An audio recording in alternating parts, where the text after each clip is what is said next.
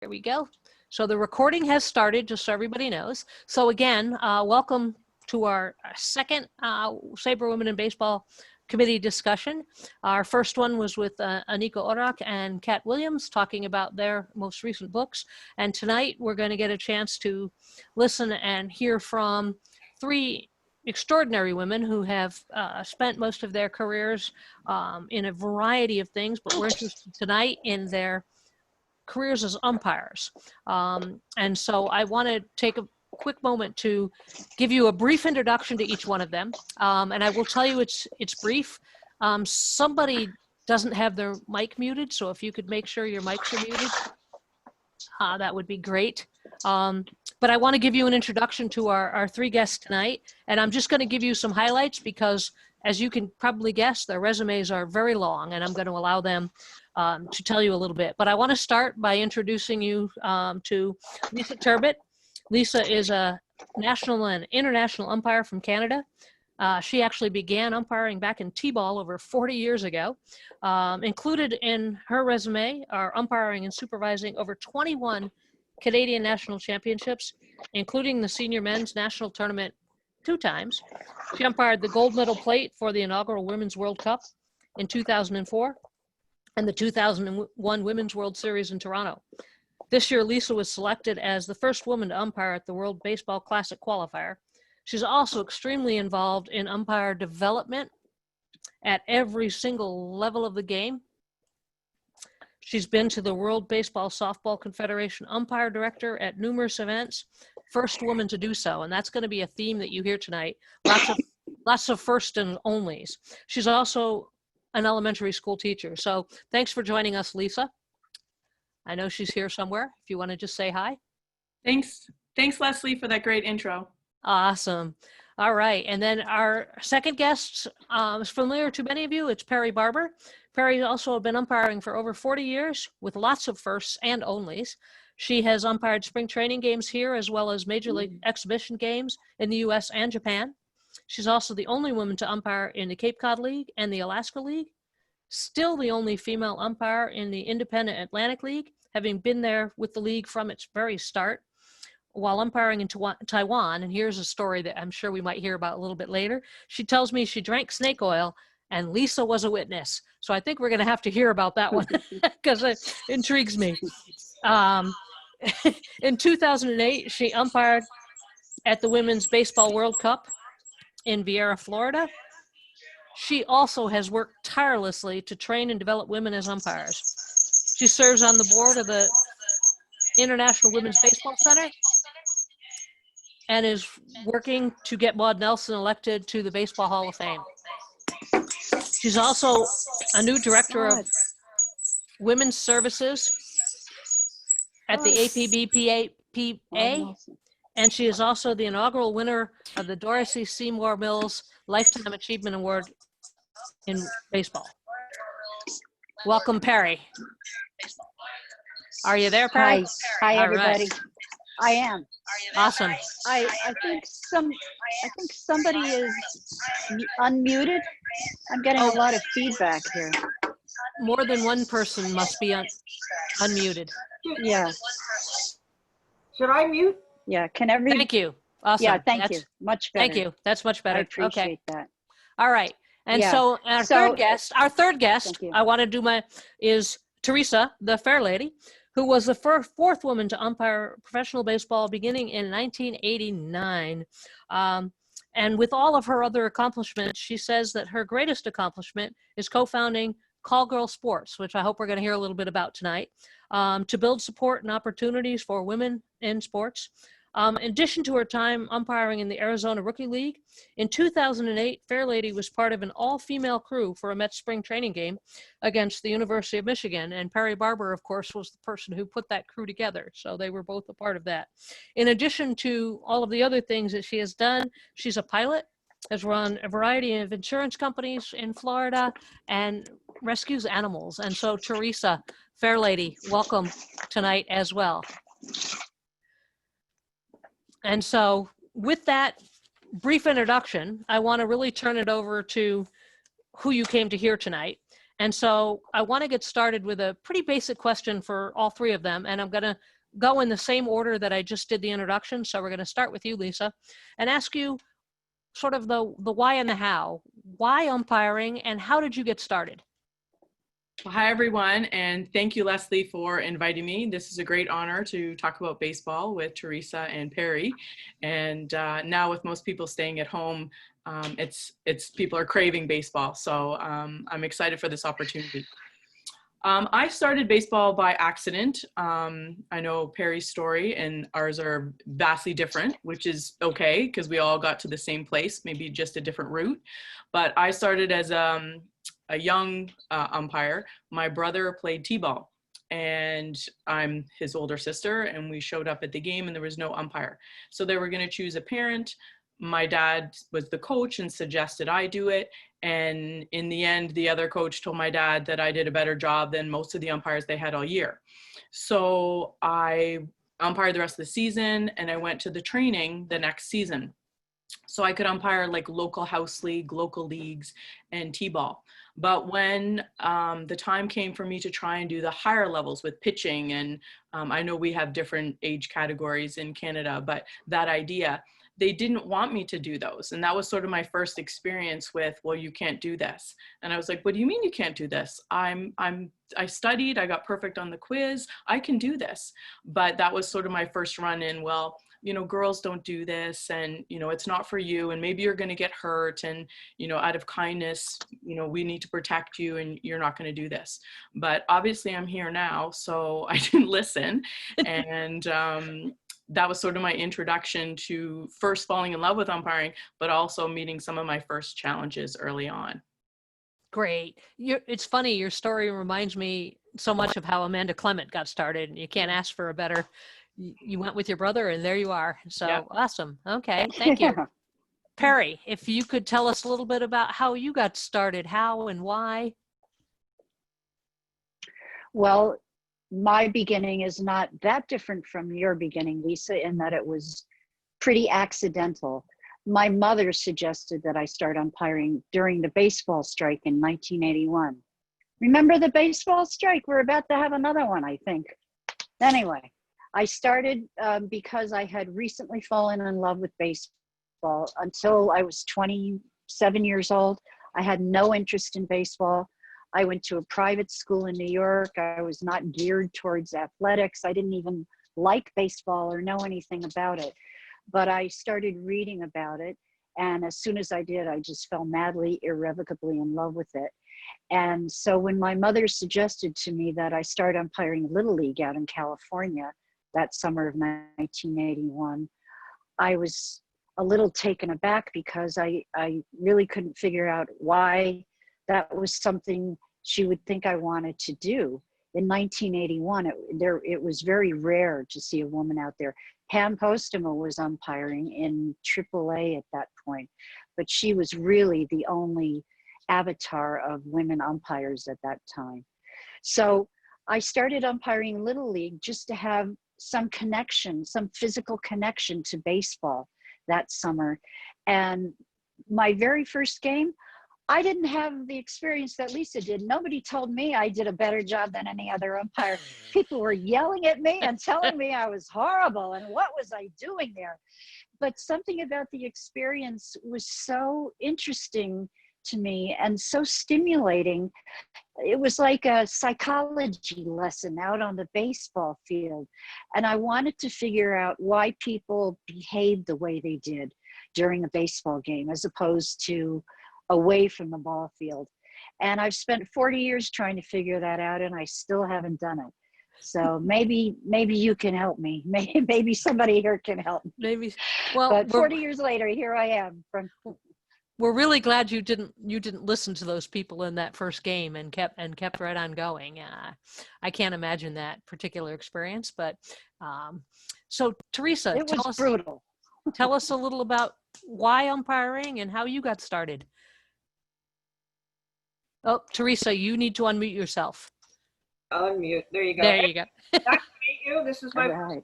first podcast. Hey, Perry, do you see our sign? There you go.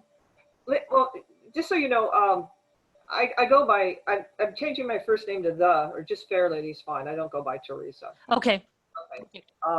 And then real quick, I actually started umpiring independent pro baseball when I was 19 years old. And I actually umpired 8 years of AA, hired directly from the league owner prior to going to 89 through umpire development. So I've had a lot of pro years. For me, I think it was my destiny. Baseball kind of chose me. When I was 5 years old, I was raised very, very poor. We had an outhouse. There was like, I was raised in the knob of Cincinnati, and it's a very, very poor section. Big hill in between two hills, and at the valley, there were 4 homes that didn't have a septic tank, so we had an outhouse.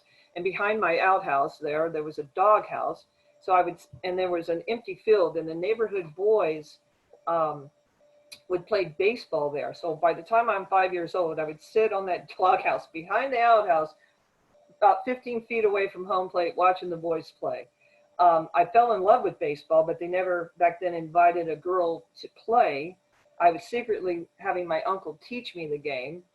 So I sat there for 3 years, and there was a close call. And the guys were great because they were usually 14 years old, and they would pick the teams, and they would agree, you know, what was safe, what was an out, and they couldn't decide on it. And they literally turned to me and they asked me, "Hey, was he safe or out?" And I said he was safe. So that was my first call.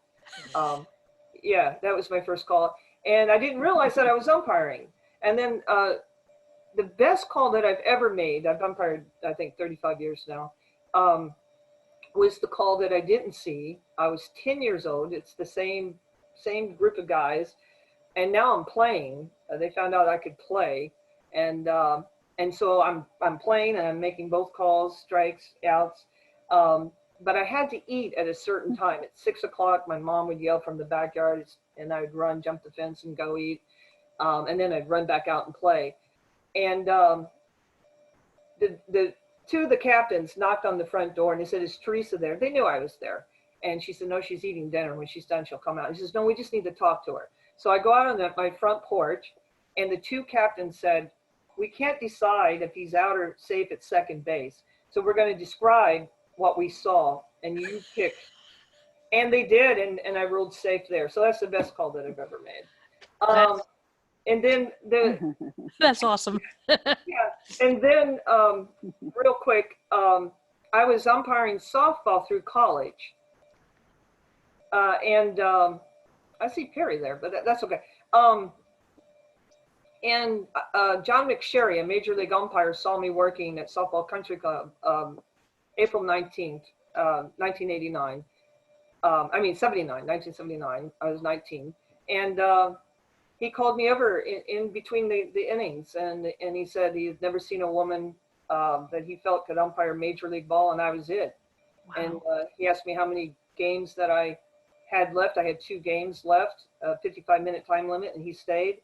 And I had never umpired, official baseball, you know, just the neighborhood stuff. And I said, "Well, how do I become a pro umpire?" And I was in college, and I wasn't going to drop out of college to pursue something. I was scared shitless, really. And he said, "Well, start with high school, and then when you're pretty good, do some college ball. And if you feel like you want to tackle some like spring training or fall ball with the," he says, "I have good ties with the Rangers in Arlington, Texas."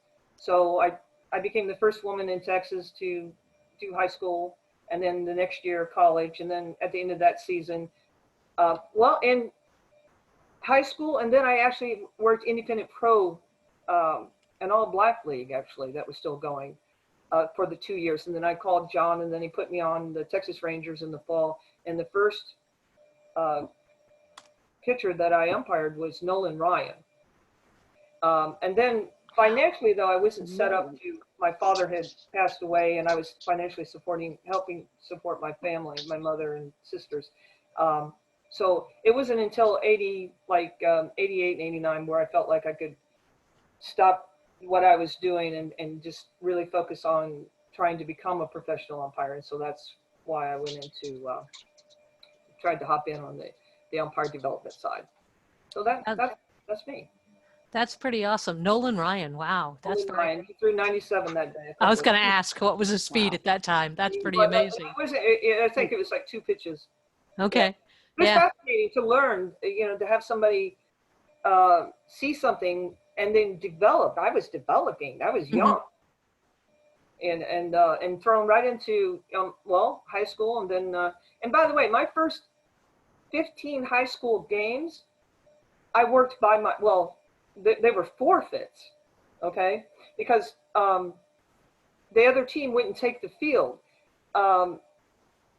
Because I didn't have a partner, nobody would work with me. Nobody, and then they went to the head of the Texas thinking that they would overrule those forfeits, and they didn't. So they said, okay, well, Bel Air High School is either going to win or you're going to have to play. And then I finished out the season completely by myself, umpiring that season. I worked from behind home plate and made all the calls. The toughest is the check swing. You'll never get it. Screw it. Just stay with the ball into the mid. So I found out very, very early how to challenge myself. That's pretty impressive. That's pretty impressive. I Well, received you gave me a nice lead in to the question that I wanted to ask all of you, which I always think is kind of interesting. And so I'm going to start with Lisa again. And I'm curious about, and you can answer this in a couple of ways, I think, but what's for you the hardest baseball rule to either enforce or try to explain, do you think, that you've had when you're out on the field? Thanks, Leslie. Just before I jump to that question, something Fairlady said made me think about my experience. Although I shared my first T-ball game went well, I had lots of games that didn't. And I had a time in my career where I sat at a meeting like Fairlady where the group of umpires, which was all men, would not umpire with me. So there was maybe 2 or 3 guys that would umpire with me and mentored me. But if anybody canceled, I couldn't go do that game or they wouldn't umpire with me. I was basically told in not friendly terms to sit there and shut up and maybe I'd learn something. So I know that feeling, Fairlady, what it's like when you're like, hey, I'm here all alone. So, but again, we're both here now. So definitely a statement in the perseverance. Absolutely. And we're glad. Yeah. In terms of your question, I think there's a lot of rules that are challenging, and depending on whether you're umpiring, as Fairlady did with professional ball, and Perry and I have done international, plus we have rules in Canada, depending on our tournaments. Sometimes there's special rules that go along. So I'm not really gonna go through those because sometimes we have special ones for younger people with pitch limits and counts like that. I'm sure you do for amateur leagues. But I think the straight up rule that's the most difficult is the obstruction versus interference. Because most people think everything is interference, even when sometimes it's obstruction. And there's multiple different kinds of interference. And because they mix them up, then when the penalties occur, I think that the rule is difficult for them to digest because they're thinking it should be obstruction, but really they mean interference. And sometimes they're arguing to have their own player called for interference. So I would say that was the one that's the most challenging. I had a manager come out and argue with me that he wanted me to call interference. And I said, no, you don't, because really it was obstruction. And he said, no, I want you to call it. And I said, okay, so instead of calling this, you want me to call your guy out for interference. And he's like, no. And I'm like, well, maybe you should think about what you want to argue with me about before you come out. And then he went and sat down, and one of the guys was giving him a hard time. He's like, I told you, if you don't know, don't go out and try and argue with you about the wrong rule. But I think maybe that's for me, maybe the one that easily comes to mind. And if you're watching a game, usually you'll hear the announcer say, oh, that's interference. And all of us on the call know, oh no, that was obstruction. Yeah, you almost never hear an obstruction call. You always hear it as an interference call. But the umpire is calling obstruction, just people's initial reaction is that's interference. So I would say that's the most difficult maybe for them. Okay. Perry, what about you? Well, I've called infield flies where the manager came out and argued with me, and I had to tell him, you want me not to call an infield fly, but I'm protecting your runners, and they don't get that. But the call that I have the most difficulty with, and it's actually been in the rule book now for at least 20 years, is the batter's box rule. And when I insist that a batter stay in the batter's box, they look at me like I'm speaking Greek. Oops. Almost got knocked over. But it makes such a big difference in the flow of a ball game. It can cut literally 20 minutes to half an hour off of the length of a ball game if I make the batters stay in the box and not step out after every pitch to adjust their gloves, put their hat on and off, you know, twiddle around, wave their bats. It's so irritating to me. And I don't understand why it's not enforced more consistently. Because like I said, when I do it, the batters look at me like nobody has ever told them there is such a rule. But they get the idea. And my ball games are usually fast. So as a result. I like Gotcha. that rule. Okay. Yes. And Fairlady, for you, is there a particular rule that you think? Yeah, the balk call. It's really no problem for me. I mean, it's black and white. But what I see is the teams abusing it, and the umpires, excuse my French, not having the balls to make the call. And the higher up, the more important it is. Like they ignored during the World Series. You know, and I think if I went back and started umpiring today, I'd be the only asshole out there calling the balk call. So it should be either eliminate it and let them roll their arm and turn 100 times, or enforce it. So that's the one that really gets my goat right there. Okay. The pitchers are taking advantage of the runner. If he can stall them over there, and they definitely are. So it's the balk call. It sounds like there's a... Teresa, Go ahead, Perry. I remember working a college game with Teresa at Eckerd College in Florida, where there were two assholes calling balks on the field, not just one. So, Well, Perry, she's right about that. A lot of pitchers try to. Perry, we had a great one. You, me, and Rhea Cortizio over in Orlando. Oh yes. Right, I remember that.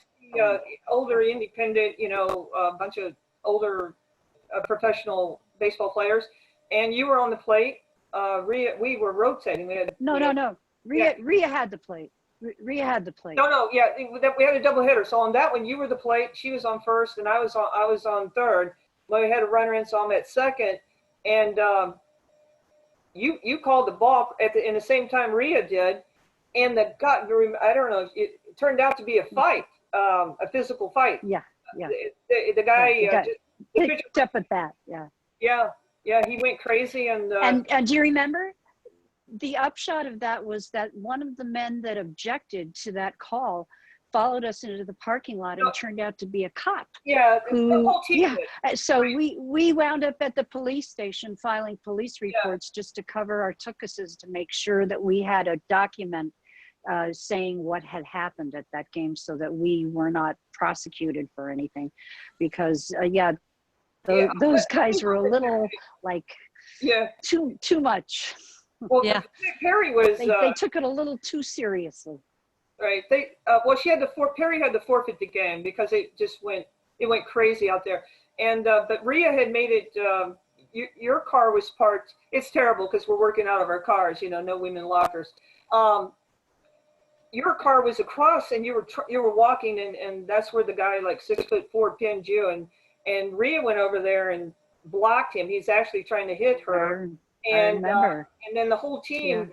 I played golf, and I had golf clubs, and we were being attacked, and I said, "Oh my God!" I said, "Rhea, here's some golf clubs. This is going to get ugly." The security guy came and ran those people off, but that was all over a correct balk call that was called at the same time by Perry and Rhea.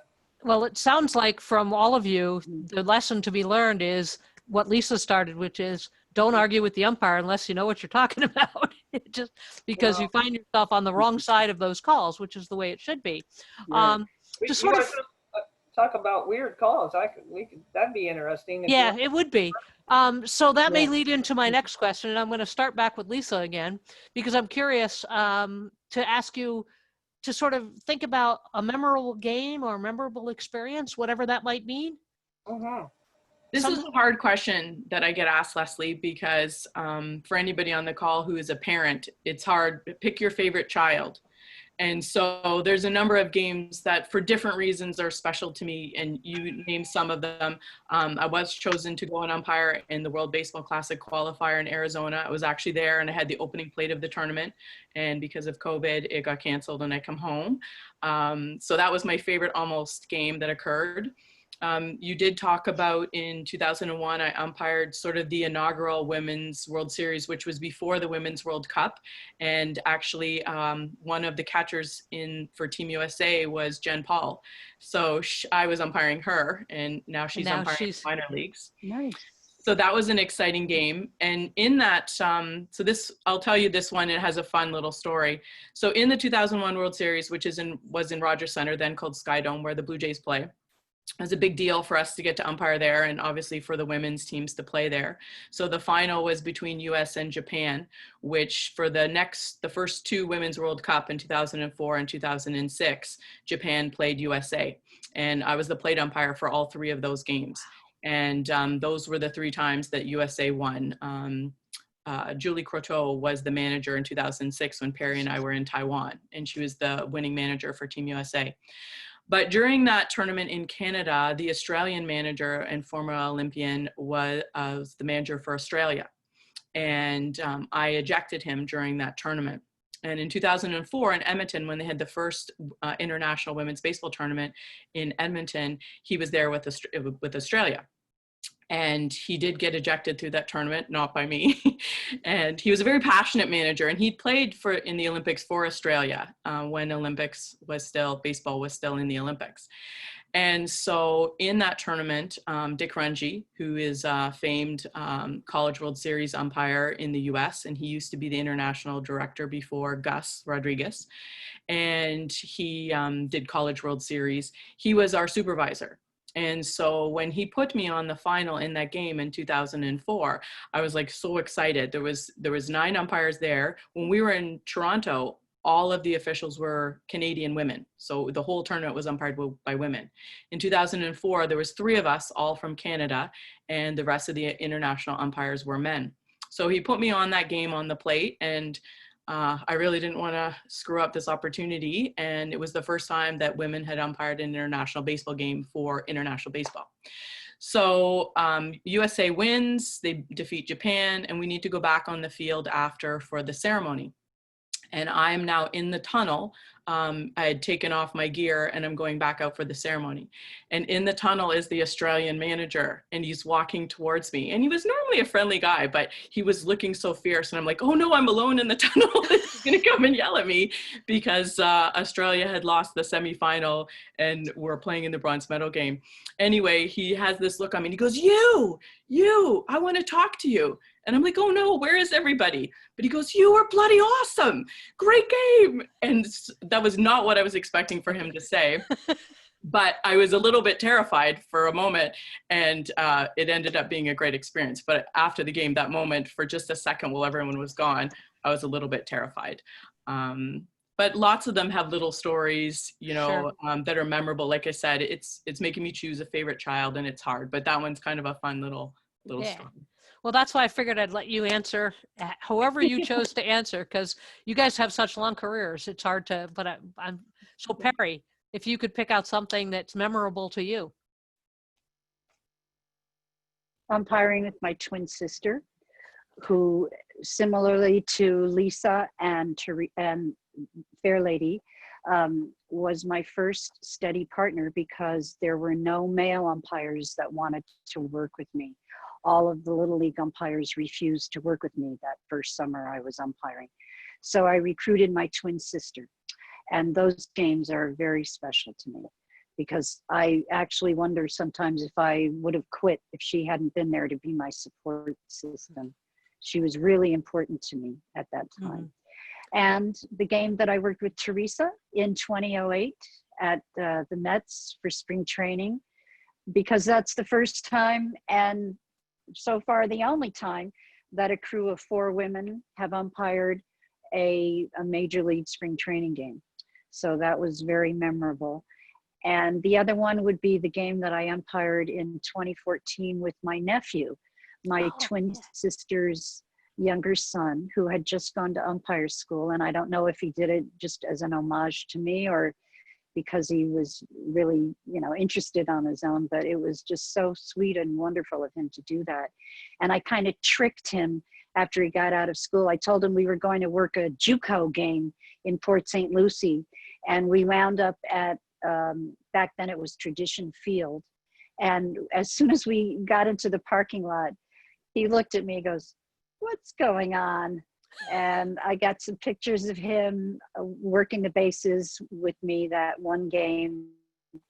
And that was just such a special experience to be able to do that. But like Lisa says, they're all memorable. Oh, sure. It's Sophie's choice trying to pick out, the most memorable, but every game, that's really what's so wonderful about umpiring, is that every game I still feel the stimulation and the curiosity and the energy that keeps me interested in being out there and participating in such a beautiful way, helping people play the game that they love. And it's just wonderful to be able to do that, especially after 40 years.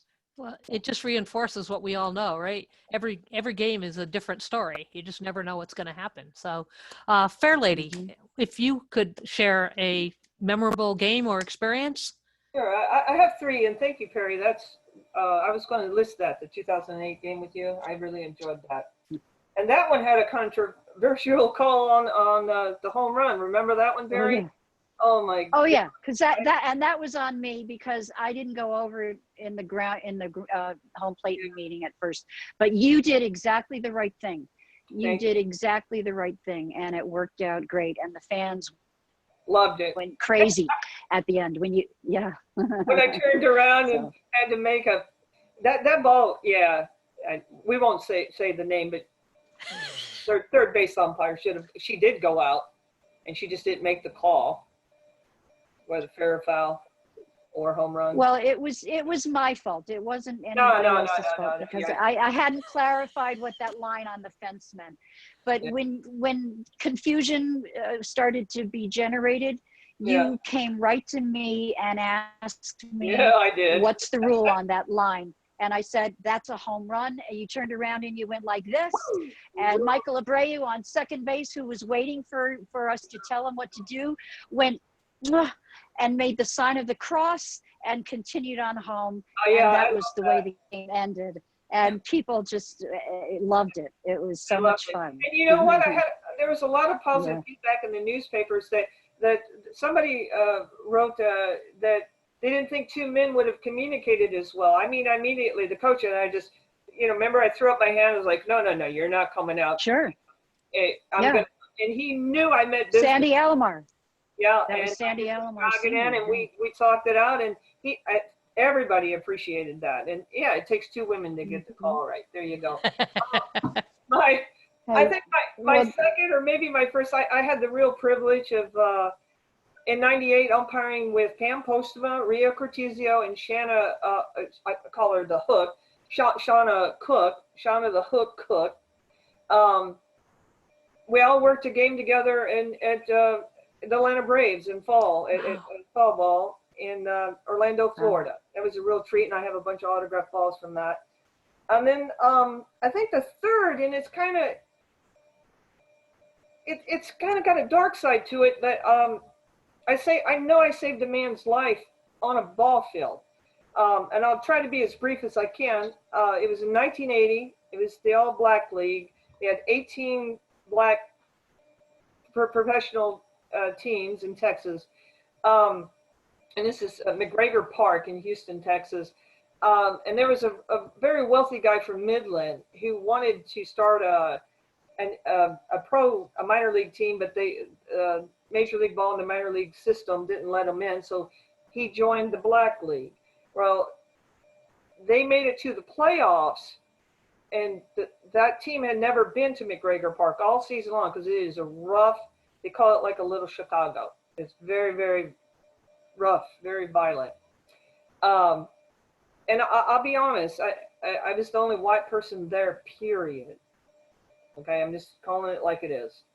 And I had the playoffs, and the team came, and I met them before they got, to the stadium.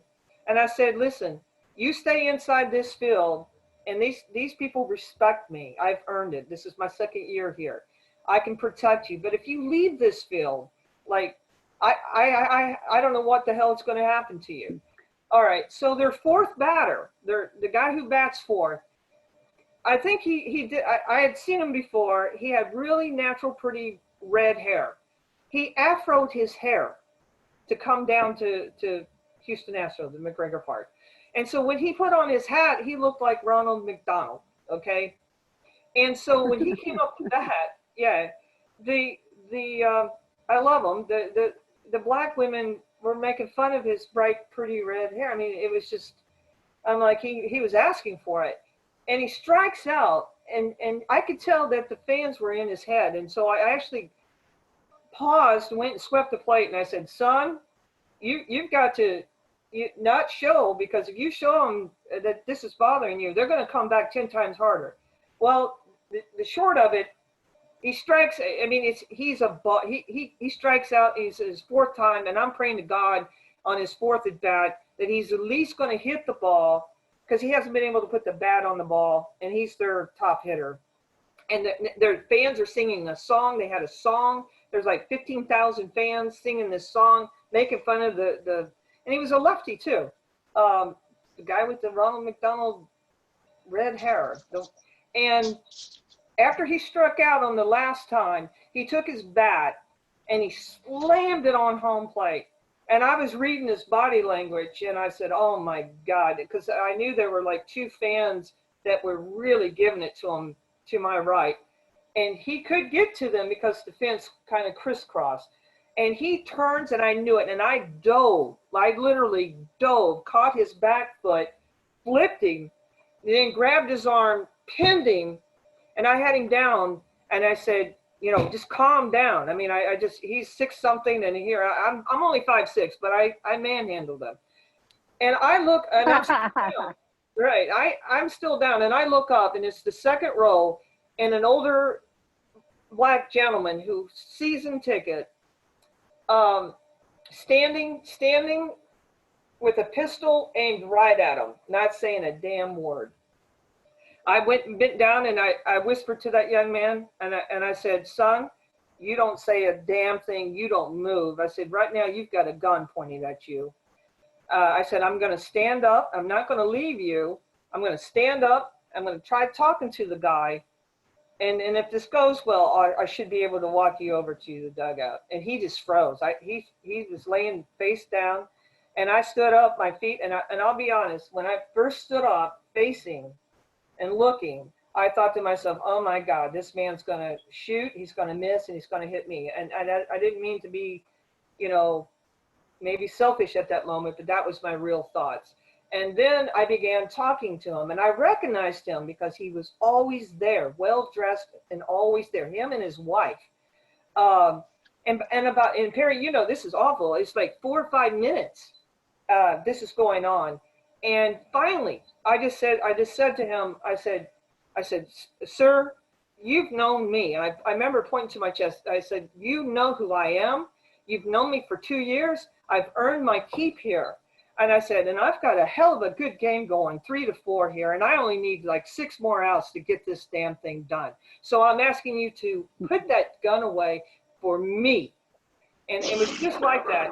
And he put it away and sat down, watched the and I told the coach, I said, look, I'm not telling you to pull them because that's your business, but I wouldn't send them back out on the field.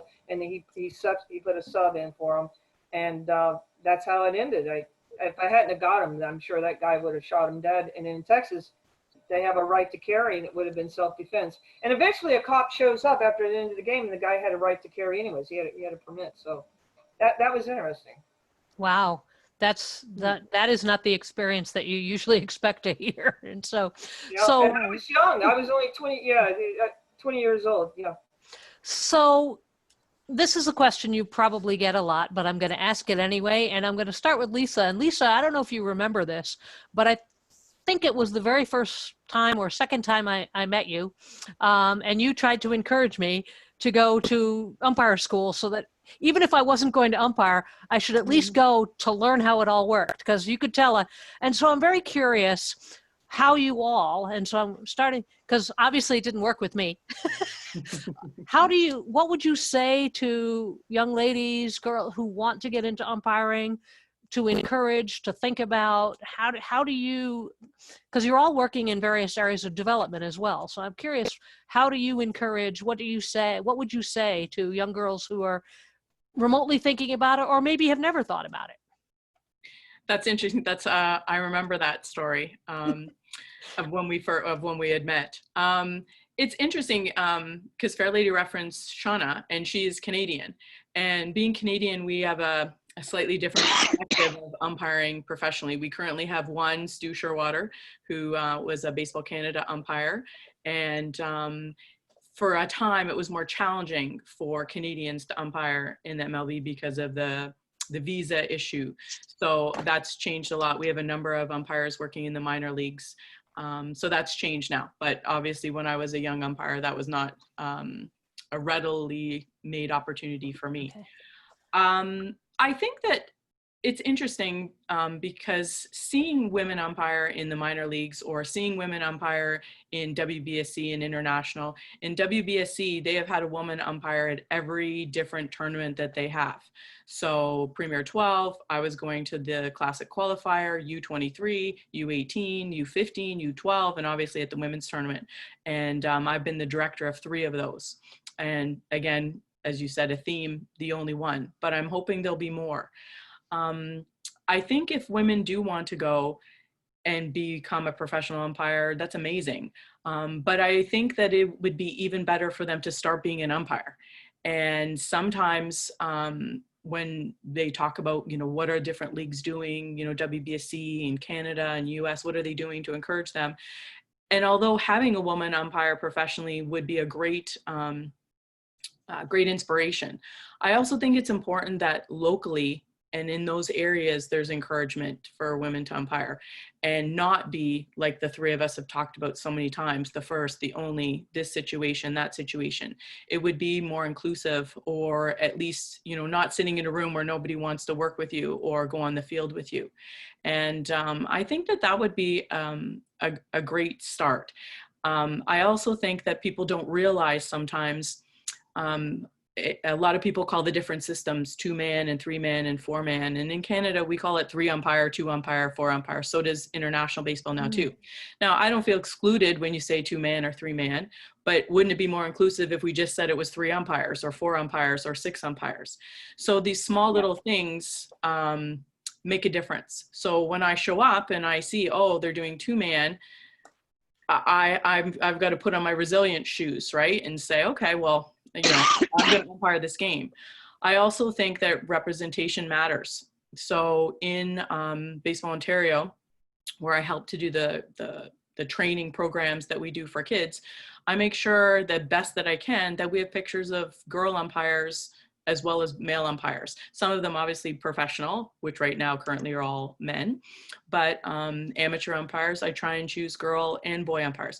We have great Team Canada here, our women's baseball team, ranked 2nd internationally, and I try and use pictures of them as the ball players. So not only are the umpires represented as both male and female, but the ball players are, that the ball player could be women or it could be men.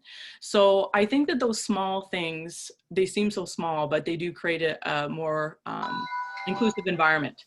And certainly, despite the past that some amazing people on this call and women elsewhere have made, those paths are not really worn down. So it's going to be difficult. And I think we've all shared some difficult story, and you're only getting a little snippet of our time being an umpire. It's going to be challenging, and I'm hoping in the future it won't be that challenging, but I know right now it might be. And so definitely there needs to be some perseverance, and that would probably be the #1 thing. But as you've heard all 3 of us say in a different question that you've asked, Leslie, we all talk about how much we love the game and how much we love it. So if we let those difficulties get in our way, we're all going to give up something that we love greatly. And so that's why I'm sure all three of us are still here, because I won't let my love for the game be overshadowed by the things that maybe are challenges. And that's the awesome part of it. But it's interesting how simple on one level it is to change even the words we use and what an impact that could have. And it's sometimes it can start with something that simple. Thank you. Yeah, it's a small thing. Perry, same question to you. Yes, I umpired for 30 years, wondering why, when girls or women saw me out there umpiring, why they didn't walk up to me after the game and say, wow, that looks like fun. What can I do to umpire? That never happened, and it always puzzled me. But then I finally figured it out. I can't sit around waiting for people to walk up to me. I have to go and reach out to them. And so thanks to Lisa and Fairlady, and Lisa, you didn't mention Nikki Ross, who is one of the great umpiring mentors up in Canada, ran programs and had such an influence on so many of the women who play and umpire up there. And I know Teresa was very close friends with her too. So I would like to acknowledge her.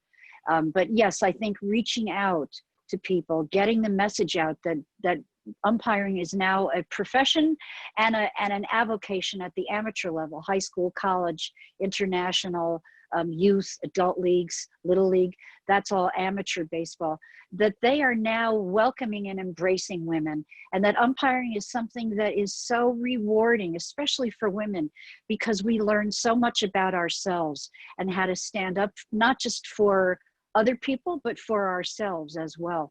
And I really didn't know how to do that before I started umpiring. So it's been a very valuable and instructive 40 years doing that. And quickly, I would just also like to acknowledge Leslie, because you are such a guiding light for the Negro Leagues Committee at SABR. So I want to tip my cap to the 100-year anniversary of the Negro Leagues. So thank you, Perry. You for letting That's us awesome. do that.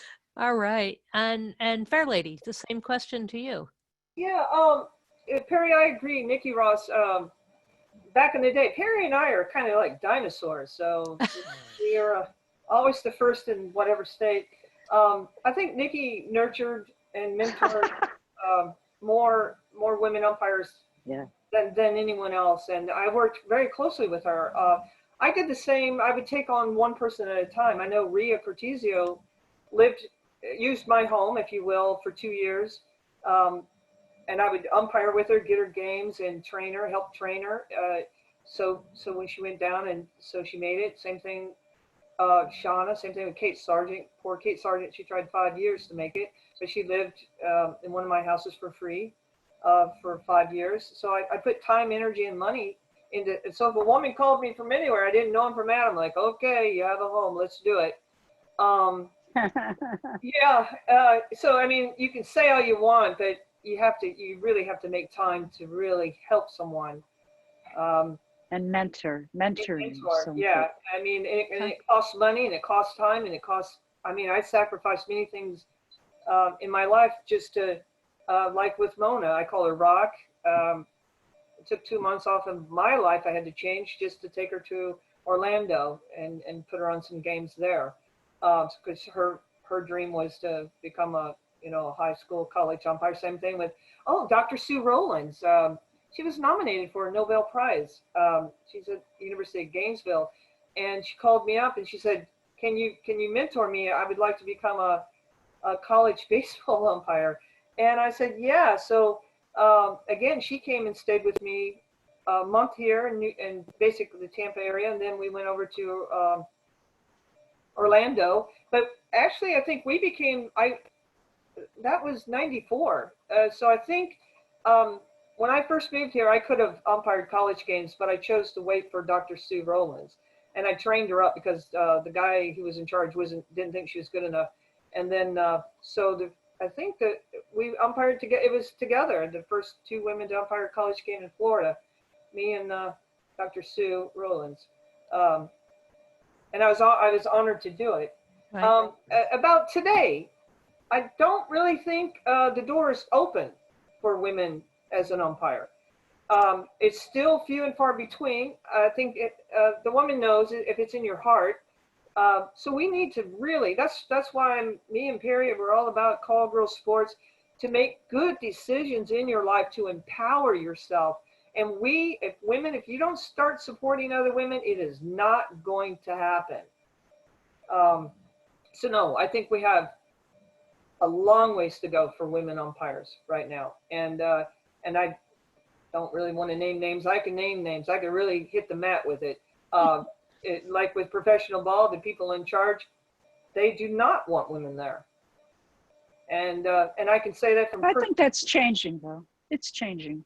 Well, you got a few. You have a few, but the people that they've hired, they don't understand that the people they got in charge of things hate women umpires. It takes time. And so it sounds like mentorship is certainly a key. And so it leads into power.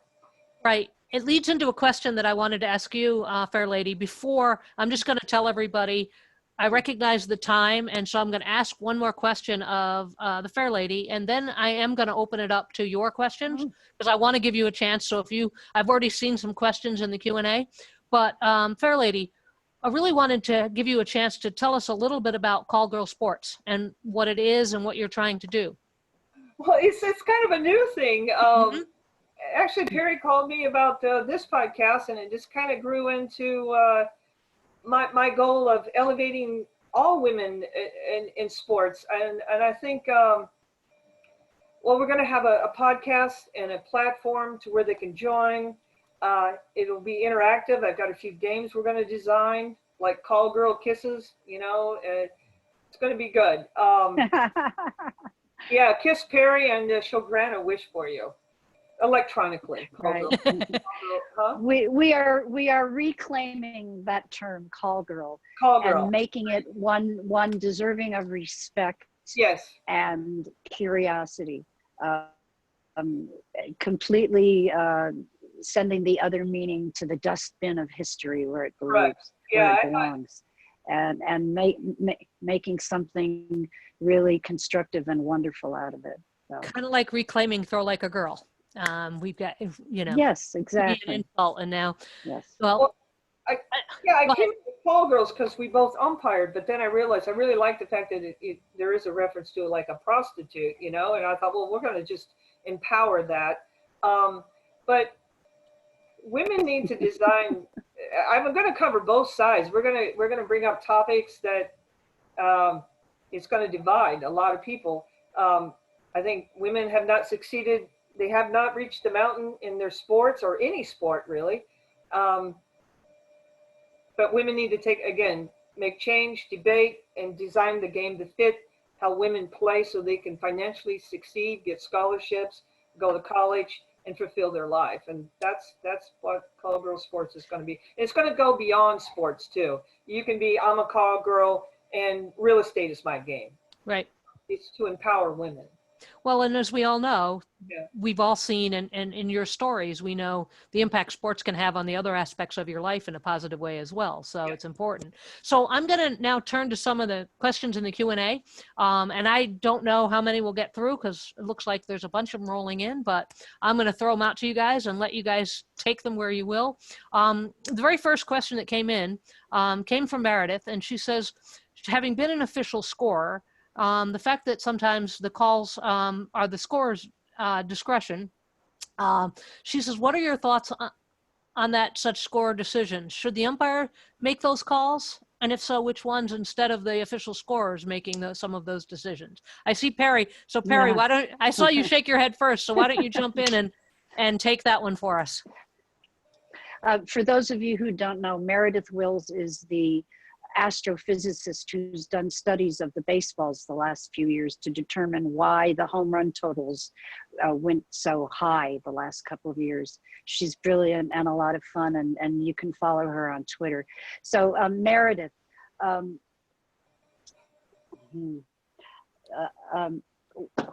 holy shit, I'm 67. I just had a senior moment. What was the question? About whether or not the umpire should be making some of the calls instead of the official scores. when I went to umpire school, and I went 6 times, 1982, 83, 84, 85, again in 2005, and twice in 86, twice in 85. We did not look at section 10 of the rule book. We just completely ignored it. That's the scoring section. At least it was back then. I think now they changed the numbering of it. But umpires do not get involved in scoring decisions. That's completely apart from our book of responsibilities out there. And we don't want any additional ones. Thank you very much. So the official scorers can duke it out amongst themselves and the players, and God bless you for it. Thank you, Gotcha. Meredith. Okay. So question from, sorry, there's somebody coming in, from Dave Batend, and it says, when you've umpired women's college or pro softball games, do you get the same arguments as you do in some of the men's games, or are they pretty much the same? And I'll throw that out No, to, because we don't do softball. We're baseball. well, it said professional, it said women's baseball too. So, Okay. but there has been some softball umpiring, but just in general, are the arguments the same, or are they? Not to. Can I take that? Yeah, go ahead. I know Yes, what he's getting at. What he wants to know is, are they taking it easy on us? Hell no. They're coming at us 100 times harder because we're women. Oh yeah, right. So Yeah, any damn exactly. argument that they were going to come out on with the guy, yes, they come out. They're coming out on. They're not being soft, and they are trying. I've had so many coaches, and any woman that's ever umpired, you know it. They tried to break you on that field, and just because that you're a female, and so you have to fight like hell not to break, and maintain that, hey, you're in charge.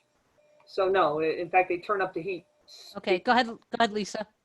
I'll just add to that. I agree with Fairlady that that's sometimes the case, but sometimes I find the opposite. On the field, yes, they're the same. They play hard, and I think sometimes fans watching expect women players to be different, and they have something to prove as well. So sometimes, or at least my experience here in Canada, is we're all doing something that people think we shouldn't do. Female coaches, female players, female umpires. And at the end of the day, the women who are involved in some of the things around here, the GTA, the Toronto area where I am, they get that. So on the field, they'll fight with me just the same, but off the field, there's a little difference in the respect, because we're all doing something that they're telling all of us we're not supposed to do. And I've done a number of things with former Team Canada player Ashley Stevenson, who's now one of the coaches, and we both teach in the same school board, and I have a lot of respect for her, and I feel as an official she does for me too. But on the field, she'll, yeah, like Fairlady said, she'll be asking me, Lise, what about that call? But off the field, we both acknowledge that our presence on the field is creating a visualization for people to see that women can be coaches, they can be players, and they can be umpires. So that's the piece that maybe is a little bit different, is we're all doing something they're telling us all we're not supposed to do. And so we really are, as Fairlady said, we're in it together. So there should be a little bit of backup for each other. Okay. All right. So another question, it says, with Major League Baseball getting rid of 42 minor league teams, what kind of an influence do you think that's potentially going to have on opportunities for women considering getting into umpiring? Or, well, there's a lot of baseball beyond professional minor league baseball. There's high school, little league, and those leagues are reaching out and recruiting women because they understand that there's a large drop off in the number of new recruits coming into these amateur leagues, and that they need to recruit women to put new blood into the bloodlines. So it's very important to do that. In minor league baseball, as Teresa pointed out, they're not yet, even though the attitude has shifted culturally, thank goodness, they are not yet at the point where they are being proactive enough about recruiting, identifying and training women, and then promoting them and giving them the same opportunities that are routinely granted to the men just by virtue of their, body parts. So yeah, baseball needs to do a better job, but they are beginning to recognize that they need to do a better job. And I've seen the change across the years, across the decades. And it's been very encouraging the last 5-10 years. And a lot of it has to do with women like Justine Siegel and Ashley Stevenson and Lisa and Fairlady and other women setting the example and going out and finding other women and other men and boys too, and saying, umpiring needs you, and it's going to be fun and fulfilling. It's not drudgery. You don't get yelled at a whole lot. That's a very fleeting part of the overall picture that people somehow magnify when they think of umpiring. Why would anybody want to do that? That was my first thought. That was mine. As soon as I as soon as I umpired my first game, even though people were yelling at me, there was still something so fascinating and interesting about that interaction and learning about myself and how to respond to that interaction without falling apart. Right. And being able to keep the game on an even course so that all those little blips and bumps don't interrupt the flow of the game and that everybody can enjoy it. And that's what umpiring really is. So. Gotcha. So Meredith has another question that I'm going to throw out there, and she wanted to know what your thoughts are as a group on the automated strike zone. She says, I'm okay with the data, but would be used for umpire evaluation, not in the lieu of human beings calling balls and strikes. But you guys are in there. What is your thoughts, any of you, on the automated? Okay, we got Perry's reaction immediately. Yeah, that's a whole nother Zoominar. The technology needs a lot of tweaking. Okay. I am not convinced that robot umpires are any more accurate than the human ones, frankly, at least not yet. And I hope that the progress doesn't lead to totally automated umpires everywhere. That would be a shame. Because as far as I'm concerned, an umpire kicking a call is as much a part of the beauty of baseball as a shortstop letting a ground ball go through his legs. Only, we don't, the shortstop doesn't suffer the same public humiliation like the umpire, with somebody running out and screaming in your face in front of all these other people, which unfortunately doesn't happen so much anymore because the robot umpires have sort of changed that dynamic, which in a way is pretty sad. But there's a lot of what's going on at the major league level right now that's pretty sad for a lot of us, and the minor league contraction is one of them. But Right. We'll see what happens. I hope it doesn't impact jobs in minor league baseball Right. as much as I think it might. Any reactions from either Lisa or the Fairlady on the automated strike zone? They should get rid of it. Okay, nice and simple. I think having the human element is very important. And the truth is, if they're going to set up the plate, they're not going to get as many strikes, because I always called the black any part of the ball from corner to corner catching the black, and that's not on the plate. If they're going to go with the plate. So I'd be curious to see what the coaches really want. Right. They just want you to be consistent. Mm-hmm. Call. And Perry's right. I do like what she brought up when I went to umpire school. It's like, hey, if you get 97% of your calls correct and they can't win off of 3%, they don't deserve to win. So, but the cameras on the out, home run stuff, I got no problem with that. Okay. Strikes, I think the pitchers want a person back there. Right. Lisa, you started. I think that in terms of the computer calling the strike zone, that's one thing. One of the advantages that I do like about, not when it calls the strike zone, but when the umpire gets feedback, is that if you have a challenge that you realize you're missing a certain spot in the strike zone, that you can make an adjustment. So there is some positive to having feedback on your plate game. Hey, I'm consistently missing the out and away pitch or something like that. It can be helpful. In terms of having technology in the game, as Fairlady said, it's changing the game.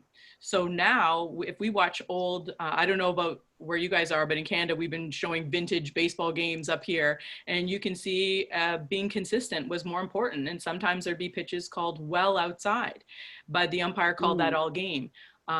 We also know that if somebody dove and made a great play and threw the ball to first and it was kind of bang, bang, but maybe the runner might've been in there, the umpire would call them out and everyone would go, great play, nod, and run off the field. But we now know that that play would go to review.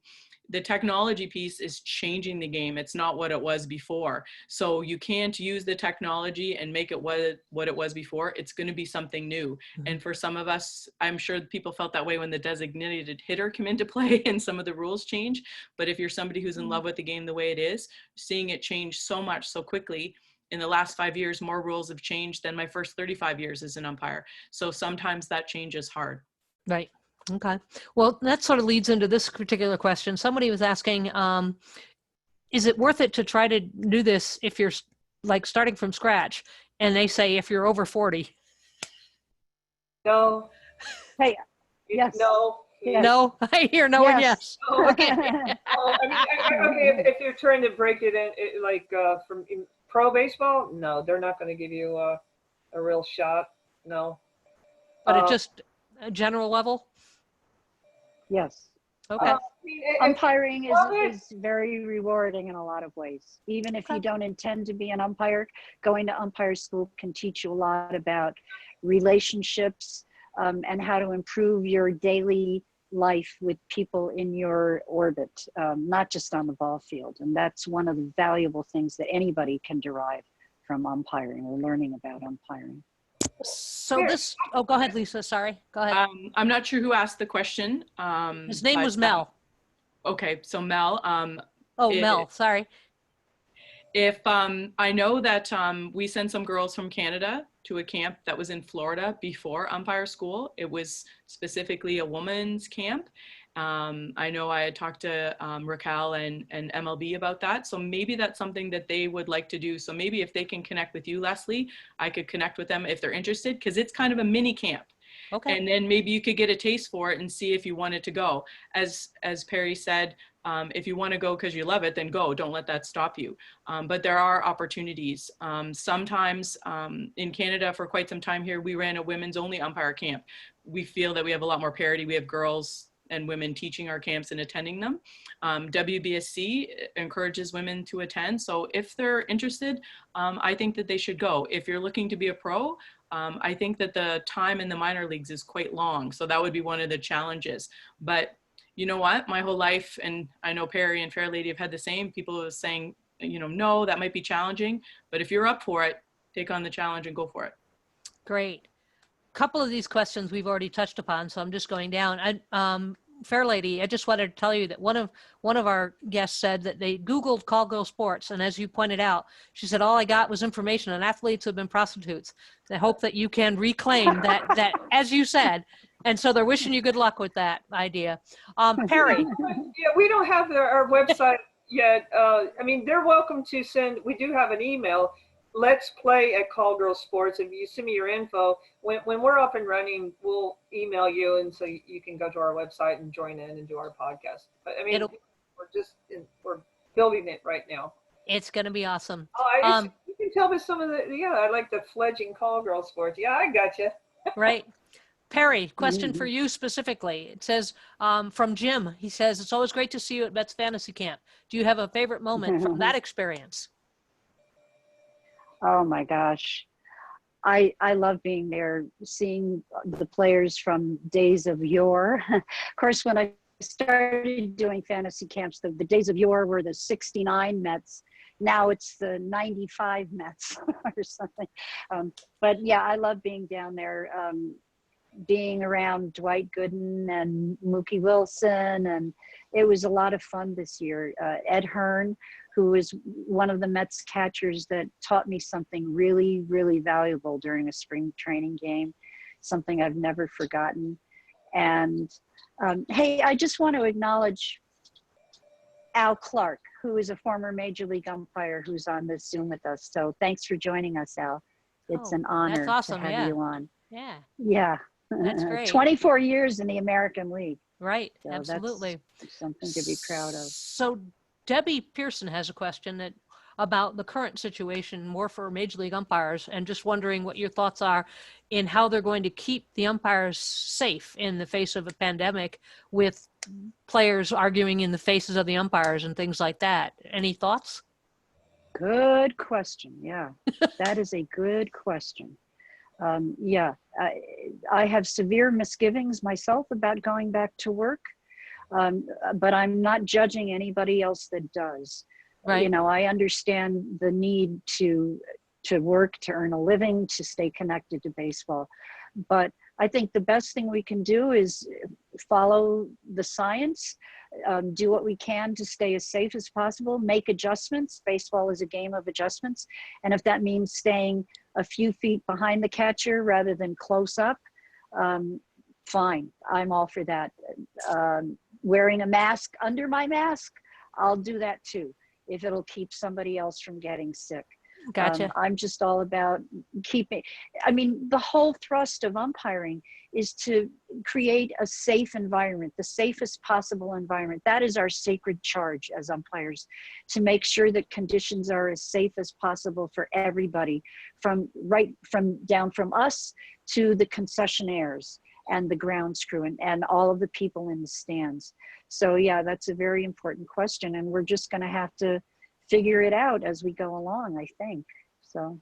So Cammie's asking, other than the new Call Girl Sports, which is just getting started, and Lisa, you mentioned just an opportunity right now, are there other opportunities and support that people should look to if they want to get into umpiring? Are there suggestions of other places besides those?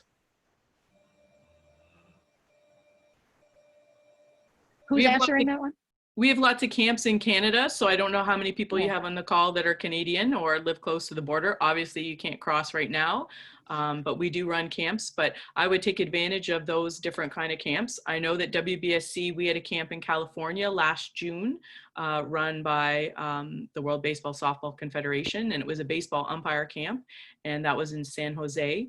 And I think that this call is a great network. There's some people on here who asked some questions, and Leslie, by all means, if there's anybody close to where I am that wants to get in touch, please change their information, because the network is the best way. You can see that a lot of us know a lot of people, and we live in I live in a different country, but we all know each other or know of each other because of the network. So if you have somebody who's interested, hook them up with one of us, and we can try to find where it is that they need to be or where they want to go. And if I can't help them here where I am, I'll call Perry or I'll call someone else and say, hey, can you help this person? Great. It looks like we have answered all the questions that were in the Q&A. So I want to thank everybody for your both sticking with us and for your questions, but most importantly, I want to thank our three guests for sharing a little bit of your story. And I know there's a great deal more that you can share, but what we've all heard tonight is the kind of things that restore our love for baseball and make me miss it even more at the moment. But I really want to thank all three of you. And I just want to give you, before we say goodbye to everybody, one last chance. If there is anything, any last comment, any of the three of you would like to make, something you wanted to say that we haven't touched upon or anything. So Lisa, if there's anything that you wanted to add before we.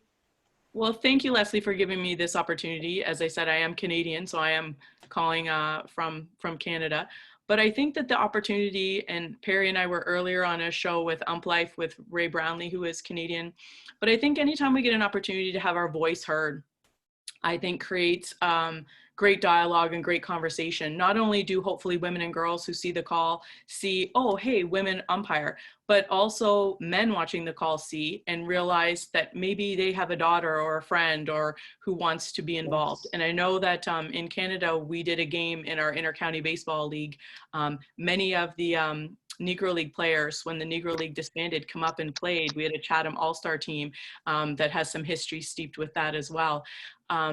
When we umpired in a game together and there was a news article, the reporter said to me, writing the article was one of the greatest sort of self-discovery that he went through. He said, I took my son every day when I went to the baseball park to coach, to play, whatever I was doing. He goes, I never once asked my daughter to come.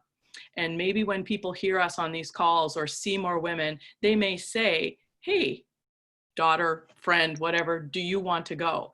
Because I know as a young teenager, they talked repeatedly possibly about my cousin going to umpire school, but no one said to me, oh, maybe we should ask Lisa. So I'm hoping that, you know, Fairlady and Perry and I can change the conversation, that not only will women say that, but maybe dads or uncles or friends will say, hey, do you want to go to the ballpark? And, you know, that would be a great thing. That's awesome. Thanks. Perry, any last comment? Yes, fewer robots, more kittens. Hold up, Prince. We want to see Prince Valentine. Yay! That's Perry's new friend, Prince Valentine. There That's he is. awesome. Yeah. Yes. Oh, Fairlady, any, You had mentioned losing the 42 minor league teams. Yeah, I think that's going to have a big impact because we do have, what, 4 women now in the minor leagues? Yeah, that's going to hurt. And I think that's going to be a trend. I think there's a push for financial reasons to really start drafting the baseball players from different countries. So we may lose all together, which is really sad. And then umpiring is something that you either love, it's in your heart, and yet, again, it's like doing something you love in the middle of tyranny, because you will always be challenged, male or female, and you have to know that getting into it, because no matter how you can have a perfect game, and you will still be yelled at. I mean, you can't get away from it. They'll light your ass on fire. well, I think for me, it's the message that we always hear, which is it's so easy to just sort of do things the way they've always been done and not to realize that a simple ask to somebody that you wouldn't think of, or the support that's necessary. And I think that's certainly for me what I hear. And I just have to tell you all, I was on, and I still am one of those people that I admire what you guys do a great deal, because getting yelled at by people is what I look at, and I'm like, no, thank you, not for me. It's not gonna happen. You're familiar with Earl Weaver, right? Oh yeah. Earl Weaver? Yes. Oh yes. That's okay. So at umpire school, I mean, for hours, you just film on "This May Happen to You," and it was Earl Weaver, Earl Weaver. 90% all film, and then the other was who's the guy with the Yankees? Billy Martin. Billy Martin. Thank you. Yeah, I'm having to see. Well, that's what I was thinking about when we were asking about the automation and everything. Because for me, one of the things that I've started to miss is exactly the Earl Weavers and the Billy Martins of the game, when you got to see them all out there. I actually umpired one of his. Well, he wasn't. He was just like there. He wasn't really a coach. It was in Tampa. Earl Weaver, and you could hear him like, "Hey, go out there and pick a fight with Fairlady." But he didn't come out because it would have been fun. But he wrote in his book. I actually went down to his banquet. He says, "Hey, come here," and he shows me the book. But umpires are necessary evil of the game. So he's the perfect example of you could have a perfect game, which is seldom. Okay, and he's still just going to light your ass on fire. So it's definitely at all levels. And I think amateur is probably worse because you're not protected at all. Right. I mean, you're just really out there all by yourself. You don't have a group or where somebody could suspend or financially penalize a coach or something. It's tough. It's really tough. Yeah. Yep. Okay. Well, again, I simply want to thank everybody, and particularly to Lisa and to Perry and to Fairlady. Thank you for sharing your stories with us today. And I just want to remind everybody as we're leaving this call that in July, if you haven't already signed up, if you're a SABR member, to look for the SABR virtual conference. And there are going to be all kinds of research presentations and things all throughout the month of July. Watch for our next discussion as well. We're going to have another one in July, so stay tuned. But thank you. And so again, Lisa, Perry, and Fairlady, really, really appreciate your taking the time tonight. And thank you, everybody else. Thanks, everyone. Don't forget, mask up, everybody. That's right. Mask up. And the recording will be up on SABR's YouTube. So if you, we will share that. Can I have just one quick? Right. Okay. Can I say it? Yeah. Thank you. Yeah, Sure. just a question there said somebody wants to know like the origin of Fairlady. All the coaches called me the Fairlady for years and years and years. So I legally changed my last name to Fairlady to honor how many years that I put into baseball, my love of the game, and to honor them. So that's how I got the name, Fairlady. That's awesome. Thank you for sharing. All right. Well, thank you, everybody. Have a wonderful rest of your evening, and we will talk baseball again. Thank you. All right.